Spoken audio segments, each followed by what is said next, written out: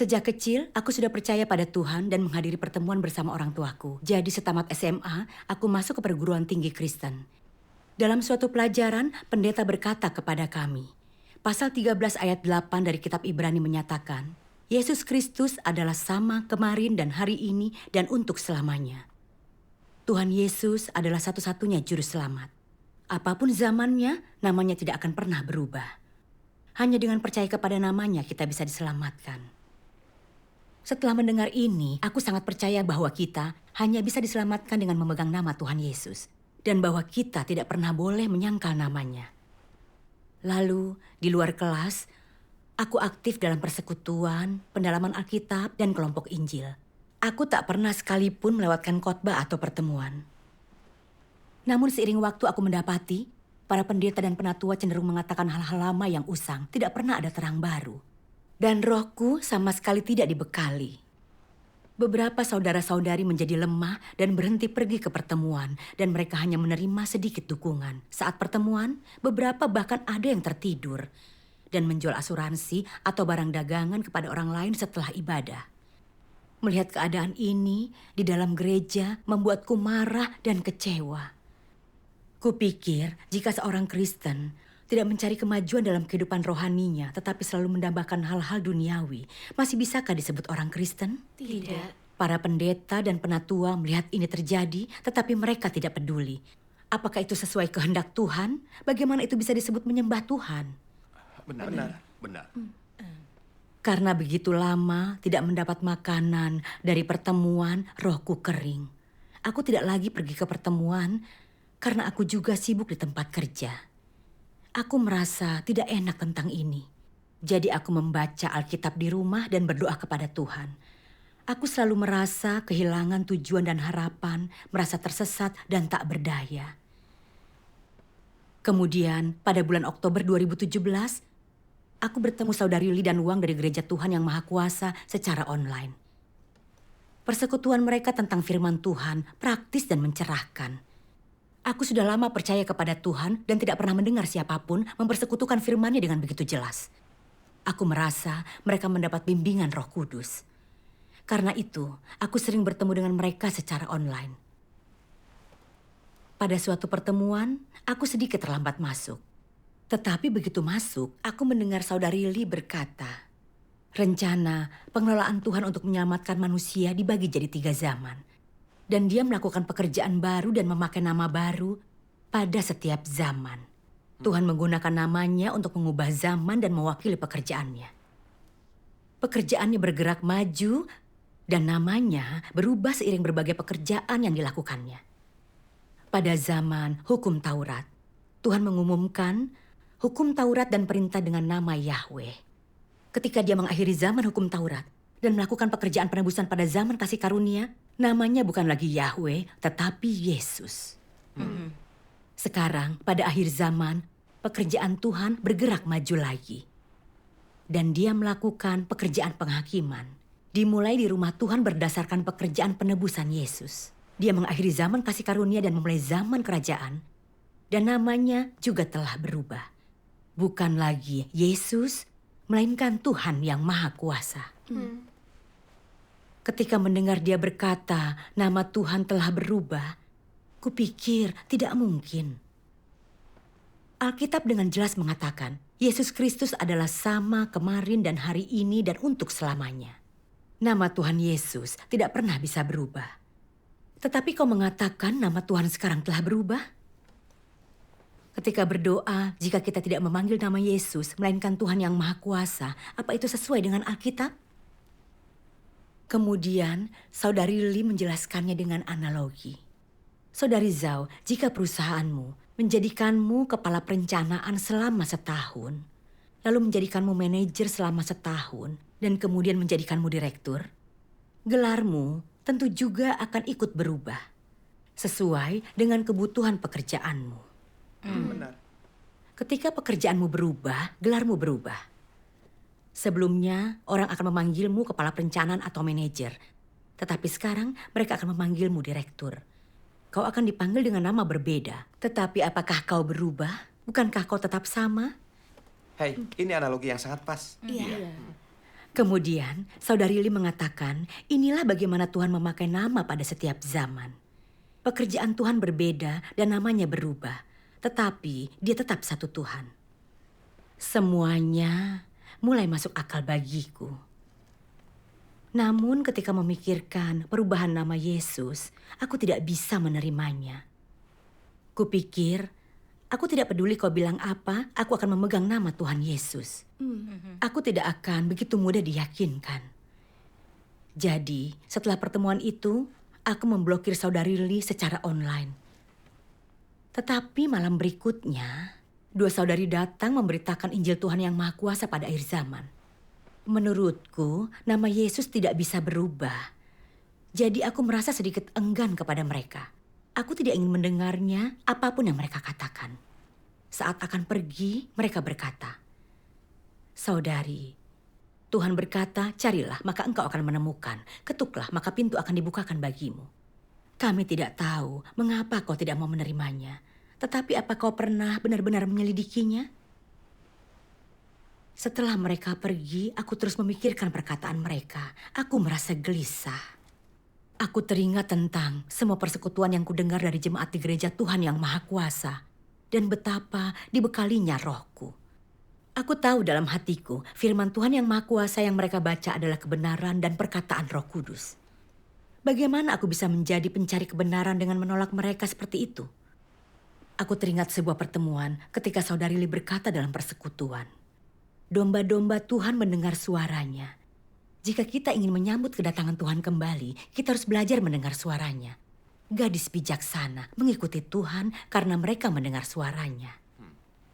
Seperti halnya Petrus pada zaman kasih karunia. Bukankah dia mengikuti Tuhan karena mendengar firman-Nya dan juga mengenali suara Tuhan? Iya. Setelah menyadari hal ini, aku segera mengeluarkan Alkitabku dan membuka kitab Wahyu pasal 3 ayat 20-22 yang isinya, "Lihatlah, aku berdiri di pintu dan mengetuk. Kalau ada orang yang mendengar suaraku dan membuka pintu itu, aku akan datang masuk kepadanya dan bersantap dengannya, dia bersamaku. Barang siapa memiliki telinga, hendaklah ia mendengarkan apa yang diucapkan Roh kepada gereja-gereja. Amin." Aku merenungkan kedua ayat ini dengan saksama. Tuhan berkata, Roh Kudus akan berbicara pada akhir zaman dan bahwa kita harus mendengarkan firman-Nya. Aku beruntung mendengar bahwa Tuhan telah datang kembali. Jadi mengapa aku sangat ingin ditahan gagasanku sendiri dan menutup telinga pada sesuatu yang tidak kupahami? Aku pikir jika aku tidak tahu nama Tuhan berubah sekarang, aku harus menyelidiki dan memahaminya dahulu baru memutuskan apa yang harus dilakukan. Benar. Kemudian aku membaca ini dalam Matius pasal 7 ayat 7. "Mintalah maka akan diberikan kepadamu, carilah maka engkau akan menemukan, ketuklah maka pintu akan dibukakan bagimu." Amin. Kupikir jika Tuhan telah kembali dan mengetuk pintuku dan aku membiarkan gagasanku membutakan dan menulikanku sehingga aku tidak bisa melihat atau mendengar apapun dan aku tidak membuka pintu, bukankah Tuhan akan meninggalkanku? Iya. Malam itu, aku sama sekali tidak bisa tidur. Aku merasa resah karena menolak Injil. Aku berpikir, mungkinkah aku salah? Apa Tuhan yang Maha Kuasa benar-benar Tuhan Yesus yang datang kembali? Dengan semua pemikiran ini, aku berdoa kepada Tuhan, memohon bimbingan dan pencerahan-Nya. Kemudian, aku menjelajahi situs web resmi Gereja Tuhan yang Maha Kuasa, yang disebut Injil Turunnya Kerajaan. Kemudian aku membaca bagian tentang nama-nama Tuhan. Iya. Sebagian orang mengatakan bahwa nama Tuhan tidak berubah. Lalu, mengapa nama Yahweh berubah menjadi Yesus? Dinubuatkan bahwa Mesias akan datang, lalu mengapa manusia bernama Yesus yang datang? Mengapa nama Tuhan berubah? Bukankah pekerjaan Tuhan yang itu sudah lama dilakukan? Apakah Tuhan tidak mampu melakukan pekerjaan baru pada zaman sekarang? Pekerjaan masa lampau dapat diubah, dan pekerjaan Yesus dapat menjadi lanjutan dari pekerjaan Yahweh.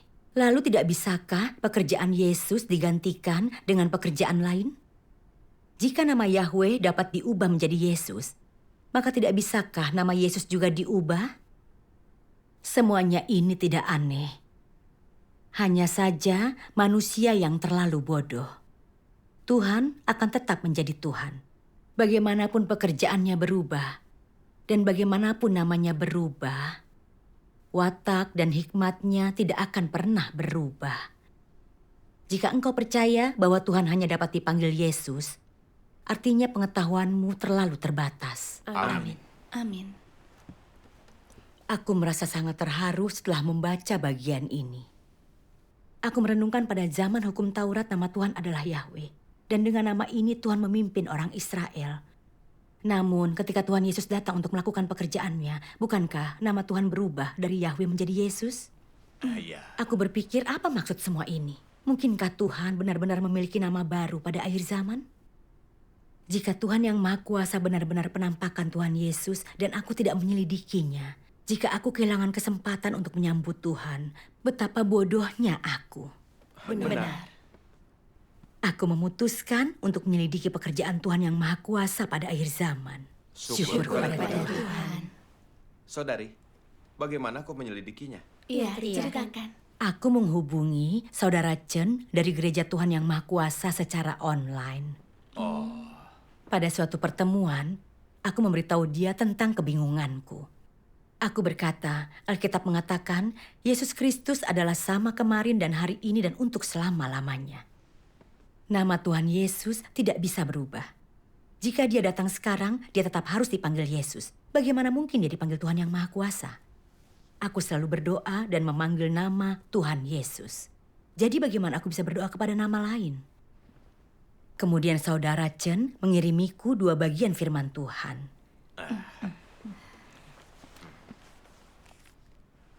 Ada orang yang mengatakan bahwa Tuhan itu tidak berubah. Memang benar. Tetapi ini mengacu pada ketidakberubahan watak Tuhan dan hakikatnya. Perubahan nama dan pekerjaannya tidak membuktikan bahwa hakikatnya berubah. Dengan kata lain, Tuhan selamanya adalah Tuhan dan tidak akan pernah berubah. Jika engkau mengatakan bahwa pekerjaan Tuhan tidak berubah, mungkinkah rencana pengelolaan 6.000 tahun yang akan dapat diselesaikannya? Engkau sekedar tahu bahwa Tuhan selamanya tidak berubah. Tetapi apakah engkau tahu bahwa Tuhan selalu baru dan tidak pernah tua? Jika pekerjaan Tuhan tidak berubah, dapatkah dia memimpin umat manusia hingga ke masa sekarang? Jika Tuhan tidak berubah, lalu mengapa dia telah melakukan pekerjaan 2 zaman? Firman Tuhan selalu baru dan tidak pernah tua, merujuk pada pekerjaannya. Dan firman Tuhan itu tidak berubah, merujuk pada apa yang dimilikinya dan siapa ia. Terlepas dari itu, engkau tidak dapat membuat pekerjaan 6.000 tahun bergantung pada satu titik, atau membatasinya dengan kata-kata mati. Hal seperti itu merupakan kebodohan manusia. Tuhan tidak sesederhana yang dibayangkan manusia, dan pekerjaannya tidak dapat tinggal dalam satu zaman saja. Yahweh, misalnya, tidak dapat selalu mewakili nama Tuhan. Tuhan dapat pula melakukan pekerjaannya dalam nama Yesus. Ini menandakan bahwa pekerjaan Tuhan selalu bergerak maju. Amin. Amin. Setelah membacanya, Saudara Chen menyampaikan ini. Kata-kata Tuhan itu tidak berubah merujuk pada watak dan esensi Tuhan. Itu bukan berarti namanya tidak pernah dapat berubah. Tuhan selalu baru dan tidak pernah usang. Pekerjaannya hanya bergerak maju dan namanya berubah seiring dengan pekerjaannya. Namun, apapun perubahan nama Tuhan, watak dan esensinya tidak pernah berubah. Tuhan itu selamanya Tuhan dan inilah yang tidak berubah. Amin. Jika kita tidak mengerti apa maksud Tuhan itu tidak berubah atau memahami bahwa pekerjaan Tuhan selalu baru dan tidak pernah usang, kita cenderung membatasi pekerjaan Tuhan berdasarkan pada gagasan kita sendiri dan bahkan menentang dan menghakimi Tuhan. Benar. Orang Farisi berpegang teguh pada kitab suci menantikan Mesias. Namun ketika Tuhan datang, namanya bukanlah Mesias, tetapi Yesus. Jadi mereka menolak dan mengutuknya. Meskipun mereka tahu firman dan pekerjaannya memiliki otoritas dan kuasa. Mereka tak hanya tidak menyelidikinya, tetapi juga mengutuknya. Pada akhirnya mereka bersekongkol dengan orang Romawi, memaku Yesus di kayu salib, melakukan kekejaman yang mengerikan. Iya. Jika kita berpegang teguh pada Alkitab sekarang, percaya bahwa nama Yesus tidak pernah dapat berubah dan bahwa hanya Dialah Sang Juru Selamat, lalu menolak dan mengutuk pekerjaan Tuhan yang Maha Kuasa di akhir zaman, bukankah kita akan jadi seperti orang Farisi? Kemudian kita cenderung menentang Tuhan dan menyinggung wataknya. Benar. Benar. Akhirnya aku memahami bahwa ketika dikatakan dalam Alkitab, Yesus Kristus adalah sama kemarin dan hari ini dan untuk selamanya. Itu hanya merujuk pada watak dan esensi Tuhan. Dan itu bukan berarti nama Tuhan tidak pernah dapat berubah. Aku sadar khotbah para pendeta didasarkan pada gagasan dan imajinasi sendiri. Dan bahwa mereka juga sebenarnya tidak memahami Alkitab. Itu benar sekali. Benar. Kemudian saudara Chen membacakan beberapa bagian firman Tuhan. Di setiap zaman, Tuhan melakukan pekerjaan baru dan disebut dengan nama baru. Bagaimana mungkin Dia melakukan pekerjaan yang sama pada zaman yang berbeda? Bagaimana mungkin Dia melekat pada sesuatu yang lama? Nama Yesus dipakai demi pekerjaan penebusan.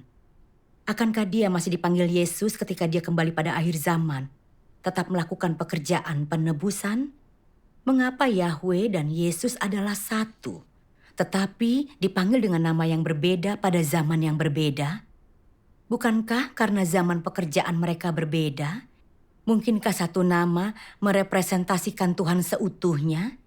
Jika demikian, Tuhan harus dipanggil dengan nama berbeda pada zaman yang berbeda, dan harus pula menggunakan nama itu untuk mengubah dan mewakili zaman tersebut.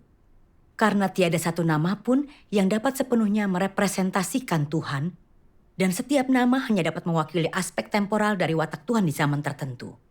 Maka tiada lain kecuali namanya mewakili pekerjaannya. Oleh karena itu, Tuhan dapat memilih nama apapun yang sesuai dengan wataknya untuk merepresentasikan seluruh zaman. Yahweh adalah nama yang kupakai selama pekerjaanku di Israel. Dan yang artinya Tuhan orang Israel, umat pilihan Tuhan yang dapat mengasihani manusia, mengutuk manusia, dan membimbing hidup manusia. Tuhan yang memiliki kuasa besar dan penuh dengan hikmat. Yesus adalah Immanuel, dan yang artinya korban penghapus dosa yang penuh kasih, belas kasihan, dan menebus manusia. Dia melakukan pekerjaan zaman kasih karunia dan dia mewakili zaman kasih karunia dan hanya dapat mewakili satu bagian pekerjaan dari rencana pengelolaan. Nama Yesus ada agar orang-orang pada zaman kasih karunia dapat lahir baru dan diselamatkan dan merupakan nama teristimewa bagi penebusan umat manusia. Dengan demikian nama Yesus mewakili pekerjaan penebusan dan menandai zaman kasih karunia. Nama Yahweh adalah nama khusus bagi bangsa Israel yang hidup di bawah hukum Taurat. Di setiap zaman dan setiap tahap pekerjaan, namaku bukan tanpa dasar, tetapi mengandung makna penting yang bersifat mewakili. Setiap nama mewakili satu zaman. Yahweh mewakili zaman hukum Taurat dan merupakan sebutan kehormatan bagi Tuhan yang disembah bangsa Israel. Yesus mewakili zaman kasih karunia dan merupakan nama Tuhan bagi semua orang yang ditebus selama zaman kasih karunia. Jika manusia masih merindukan kedatangan Yesus Sang Juru Selamat pada akhir zaman dan masih berharap Ia datang dalam citra diri yang Ia kenakan di Yudea, maka seluruh rencana pengelolaan 6.000 tahun tentu akan terhenti pada zaman penebusan dan tidak akan dapat bergerak maju lebih jauh. Selanjutnya, akhir zaman tak akan pernah datang dan zaman ini tak akan pernah berakhir. Itu karena Yesus Sang Juru Selamat hanya untuk penebusan dan penyelamatan umat manusia.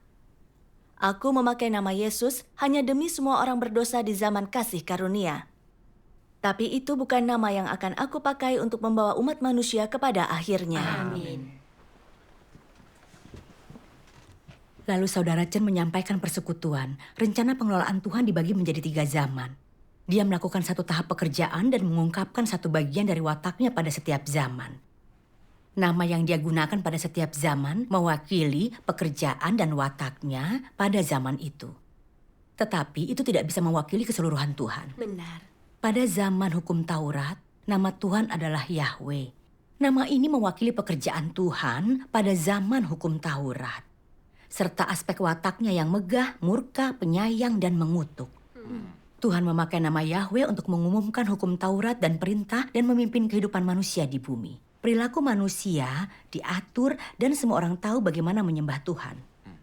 Namun, di penghujung zaman itu, orang-orang menjadi semakin dirusak oleh iblis dan tidak bisa mematuhi hukum Taurat dan perintah lagi. Semua orang dalam bahaya dikutuk dan dihukum mati.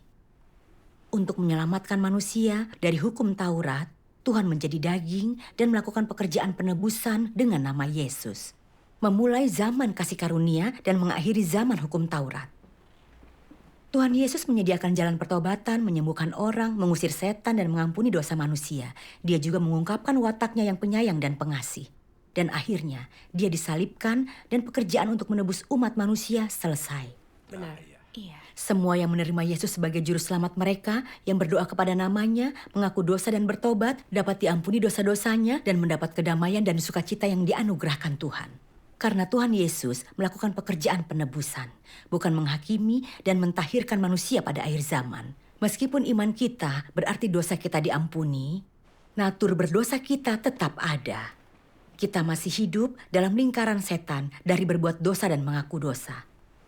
Kita masih berbohong dan menipu sepanjang waktu.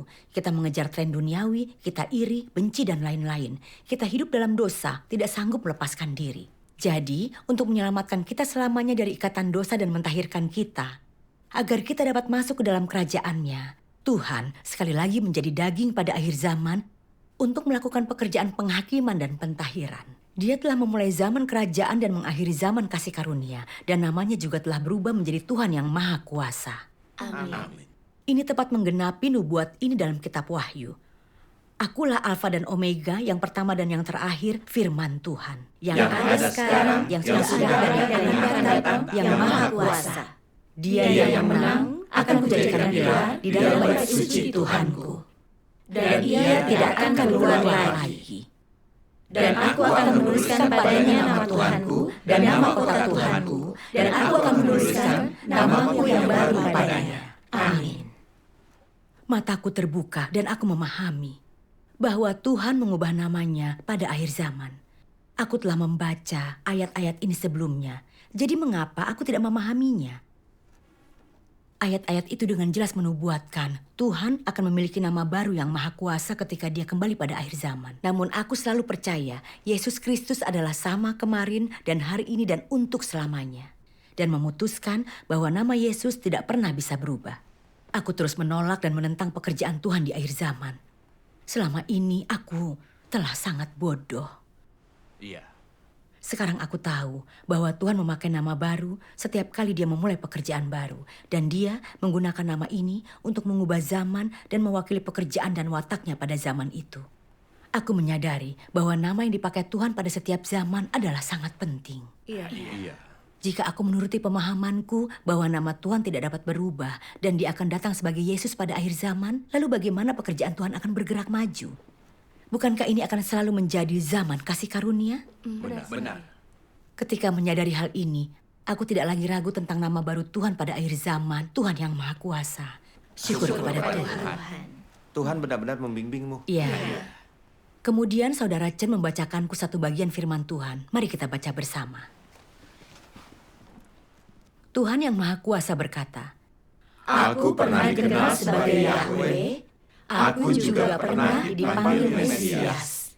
Dan orang pernah memanggilku Yesus Sang Juru Selamat dengan kasih dan hormat. Kendati demikian, saat ini aku bukan lagi Yahweh ataupun Yesus yang dikenal orang di masa lampau itu. Aku adalah Tuhan yang kembali pada akhir zaman yang akan membawa zaman ini menuju akhir. Akulah Tuhan itu sendiri yang bangkit dari ujung bumi, syarat dengan keseluruhan watakku, dan penuh dengan otoritas, hormat, serta kemuliaan. Orang-orang tidak pernah menjalin hubungan denganku, tidak pernah mengenalku, dan tidak tahu tentang watakku. Sejak penciptaan dunia hingga saat ini, tak seorang pun pernah melihatku. Inilah Tuhan yang menampakkan diri kepada manusia pada akhir zaman, tetapi tersembunyi di antara manusia. Dia berdiam di antara manusia, benar dan nyata. Seperti matahari yang menyala dan api yang berkobar, penuh dengan kuasa dan syarat akan otoritas. Tidak ada satu orang atau perkara pun yang tidak akan dihakimi oleh firman-Ku. Dan tidak ada satu orang atau perkara pun yang tidak akan disucikan melalui nyala api. Pada akhirnya, segala bangsa akan diberkati karena firman-Ku, dan juga dihancurkan berkeping-keping karena firman-Ku. Dengan demikian semua orang pada akhir zaman akan melihat bahwa Akulah Juru Selamat yang akan kembali. Akulah Tuhan yang Maha Kuasa yang menaklukkan umat manusia. Dan semua orang akan melihat bahwa Aku pernah menjadi korban penghapus dosa manusia. Tetapi pada akhir zaman, Aku juga menjadi matahari yang menghapuskan segala sesuatu, dan juga jadi kebenaran yang meningkat segala sesuatu. Inilah pekerjaanku pada akhir zaman. Aku memakai nama ini dan memiliki watak ini, supaya semua orang dapat melihat bahwa Akulah Tuhan yang benar, matahari yang menyala dan api yang berkobar, supaya semua manusia dapat menyembah-Ku, satu-satunya Tuhan yang benar, dan supaya mereka dapat melihat wajah-Ku yang sejati. Aku bukan saja Tuhan atas orang Israel, dan Aku bukan saja Sang Penebus. Akulah Tuhan atas segala ciptaan di seluruh langit dan bumi dan lautan. Amin. Lalu saudara Chen menyampaikan ini. Pada akhir zaman, Tuhan yang Maha Kuasa memulai pekerjaan penghakiman zaman kerajaan dan mengungkapkan semua kebenaran yang dibutuhkan untuk mentahirkan dan menyelamatkan manusia. Dia mengungkapkan misteri pekerjaan pengelolaan Tuhan untuk menyelamatkan manusia dan mengungkap kebenaran kerusakan manusia oleh iblis dan penyebab manusia berdosa dan menentang Tuhan. Dia menghakimi pemberontakan dan ketidakbenaran manusia yang rusak. Dan firman Tuhan yang Maha Kuasa menunjukkan kepada orang cara mengubah watak mereka. Mereka yang menerima nama Tuhan yang Maha Kuasa dan menjalani penghakiman, ujian dan pemurnian firman Tuhan yang menyingkirkan dosa dan ditahirkan akan selamat dari malapetaka besar. Amin. Tuhan akan memimpin mereka ke dalam kerajaannya untuk menikmati berkat dan janjinya. Syukur kepada Tuhan. Orang jahat, antikristus, dan orang tidak percaya yang menolak pekerjaan Tuhan yang Maha Kuasa di akhir zaman, menentang, mengutuk, menghujat, dan memfitnahnya, akan meratap dan menggertakkan gigi dalam malapetaka besar dan akan dimusnahkan oleh Tuhan. Tuhan memakai nama Tuhan yang Maha Kuasa pada akhir zaman untuk menampakkan diri dengan wataknya yang benar dan megah yang tidak menoleransi pelanggaran, mentahirkan dan menyelamatkan manusia selamanya, menyingkirkan watak jahat kita yang rusak dan membawa kita ke dalam kerajaan Tuhan. Tuhan juga memisahkan orang menurut jenisnya dan mengakhiri zaman yang jahat ini, menyelesaikan 6.000 tahun pekerjaannya, mengelola dan menyelamatkan manusia. Syukur kepada Tuhan. Syukur kepada Tuhan. Ini juga agar semua orang memahami bahwa Tuhan tidak hanya menciptakan dan memerintah atas segalanya, tetapi juga dapat berbicara dan bekerja untuk membimbing manusia. Dia dapat menjadi korban penghapus dosa dan mentahirkan serta menyempurnakan manusia. Tuhan adalah yang awal dan yang akhir. Tak seorang pun memahami perbuatan menakjubkannya, kemahakuasaan atau hikmatnya. Inilah makna dari dia memakai nama Tuhan yang Maha Kuasa pada zaman kerajaan. Amin. Amin. Mereka yang menerima pekerjaan Tuhan yang Maha Kuasa di akhir zaman, berdoa kepadanya dan membaca firman-Nya, dapat memperoleh pekerjaan Roh Kudus dan makanan dari air hidup. Namun, ketandusan saat ini di gereja zaman kasih karunia belum pernah terjadi sebelumnya. Iman orang percaya menjadi dingin, pengkhotbah tak punya apapun untuk disampaikan, dan tak ada yang tergerak dalam doa. Makin banyak orang tertarik dengan tren duniawi. Ini karena mereka tidak mengikuti jejak langkah anak domba. Mereka belum menerima pekerjaan penghakiman Tuhan yang Maha Kuasa, sehingga mereka tidak bisa mendapatkan makanan air hidup. Mereka justru jatuh ke dalam kegelapan. Benar. Persekutuan saudara Chen menunjukkan kepadaku, Tuhan yang Maha Kuasa, Yahweh dan Yesus adalah satu Tuhan. Hanya saja Tuhan memakai nama yang berbeda untuk melakukan pekerjaan yang berbeda pada zaman yang berbeda. Namun apapun perubahan namanya, identitas dan esensinya tidak pernah berubah. Tuhan adalah Tuhan. Amin. Nama Tuhan pada setiap zaman sangatlah penting. Khususnya Tuhan memakai nama Tuhan yang Maha Kuasa pada zaman kerajaan dan melakukan pekerjaan penghakiman yang dimulai di rumah Tuhan sangat penting agar kita terbebas dari dosa dan diselamatkan oleh Tuhan. Benar sekali. Aku teringat bagaimana aku tidak dibekali dalam pertemuan dan khotbah selama ini. Iman saudara-saudari telah melemah dan para pengkhotbah tak punya apapun untuk disampaikan. Semua itu karena pekerjaan Roh Kudus telah berlanjut. Kami tidak mengikuti jejak langkah anak domba, kami tidak dibekali oleh firman Tuhan saat ini. Sehingga kami jatuh ke dalam kegelapan. Iya. Pada saat itu, aku menjadi yakin Tuhan yang Maha Kuasa adalah Tuhan Yesus yang datang kembali. Dan aku secara resmi menerima Tuhan yang Maha Kuasa. Amin. Syukur Sejak kepada itu, Tuhan. aku berdoa dalam nama Tuhan yang Maha Kuasa dan membaca firman-Nya setiap hari. Aku disirami oleh air hidup dan menghadiri perjamuan anak domba. Syukur kepada Tuhan yang Maha Kuasa. Syukur kepada Tuhan. Benar. Persekutuan ini sangat luar Benar. biasa.